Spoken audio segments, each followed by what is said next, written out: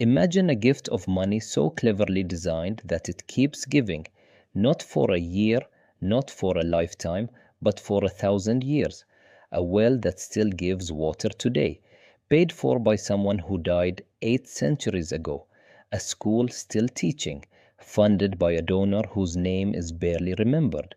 A hospital that treated the sick for free for generation after generation. This is not a fantasy.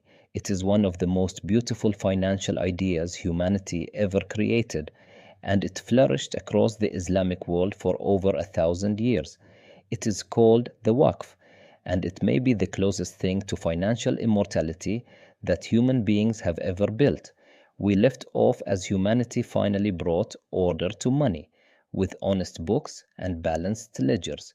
Money could now be tracked, trusted, recorded, and built upon.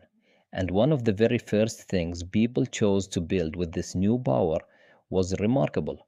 Not a way to spend money faster or grow rich from it, but something far more ambitious, a way to make it last forever. To understand the waqf, consider a problem as old as generosity itself. Imagine you are wealthy and you wish to do good with your fortune. You could give money to the poor directly, handing out coins in the street, and that is a fine thing to do. But once it is spent, it is gone. Next year the need returns, and your gift is only a memory. The hungry are hungry again. The sick still need care. So how could you help not just the people standing in front of you today, but the people not yet born?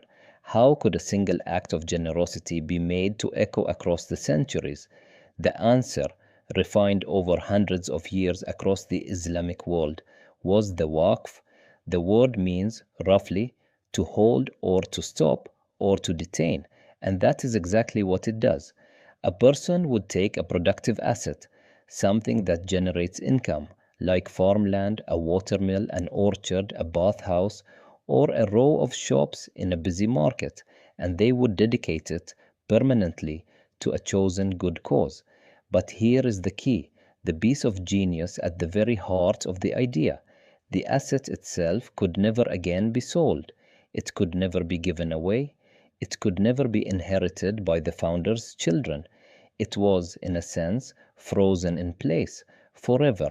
But the income it produced, the rent from the shops, the harvest from the orchard, the fees from the mill, would flow year after year to whatever purpose the founder had chosen. Think about the quiet elegance of this arrangement. You do not give away the golden goose. You give away its eggs forever. A wealthy merchant might buy a fertile orchard and turn it into a waqf. The orchard itself could never be sold or divided, but its harvest every single year would fund a hospital, or feed the poor, or pay a teacher. The principle was protected, untouchable, permanent. Only the fruit was ever spent. And so the gift could continue in principle for eternity, long after the founder was gone and forgotten. This is an idea of astonishing power, and it is, in essence, the endowment, the very same concept that funds the greatest universities, hospitals, and charitable foundations in the world today. When you hear that a famous university has an endowment worth billions, and that it lives off the investment returns each year while carefully protecting the original sum forever, you are hearing a modern echo of a principle that the Islamic world understood, refined, and mastered 1,000 years ago. The Waqf was, in a very real sense, one of history's first great endowment funds. Now, how did this actually work in practice?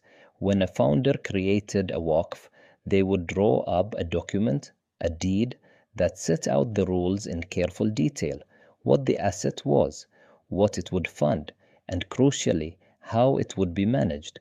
The founder would appoint an administrator, sometimes called a mutawali, whose job was to look after the asset, collect its income, and make sure that income was spent exactly as the founder had intended, not just now, but for generations to come.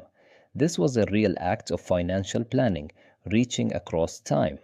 A person was, in effect, writing instructions for their wealth that would be followed for centuries after their death. And the waqf was not some rare curiosity practiced by a handful of the very rich. For century after century, it was one of the great engines of civilization across the Muslim world. An enormous share of society was built, funded, and sustained by these endowments.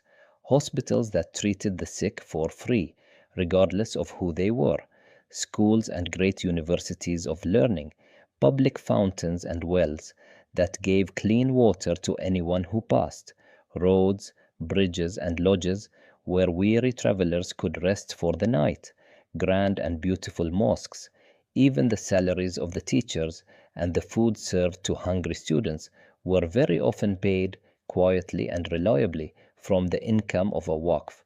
Picture what this meant for daily life. Entire cities were, in a sense, woven together by an invisible web of perpetual giving.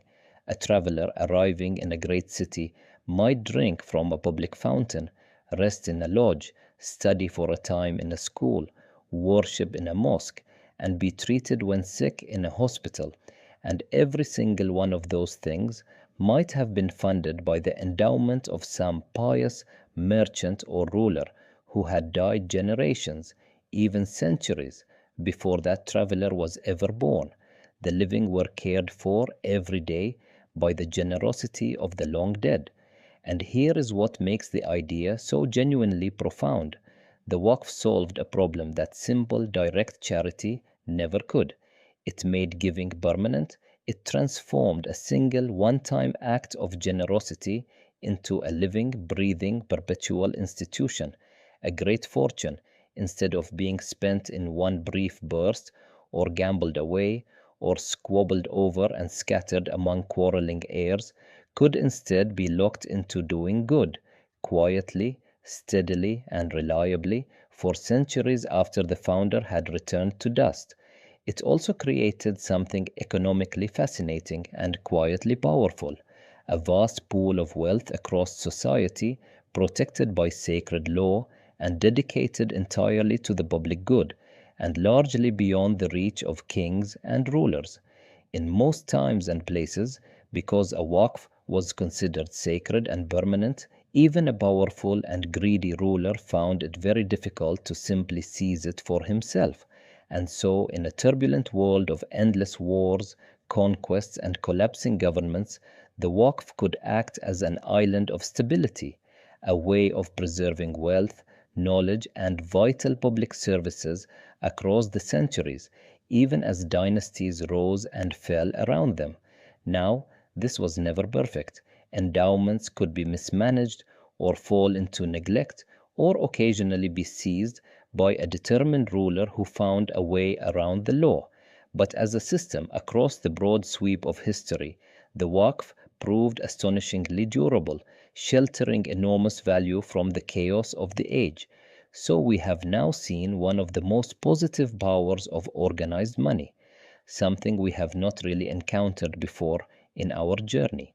The power to reach across time itself, to let a single person plant a tree whose cooling shade they know they will never once sit in, and to give that shade freely to countless strangers forever. This is capital used not for profit, not for conquest, and not for glory, but purely for permanence and for good. But money is only a tool, and a tool can be turned to absolutely any purpose the human heart desires. The very same idea that sits at the heart of the Waqf, the pooling of wealth into a single lasting institution designed to outlive its founders, was about to be picked up and aimed at a completely different target.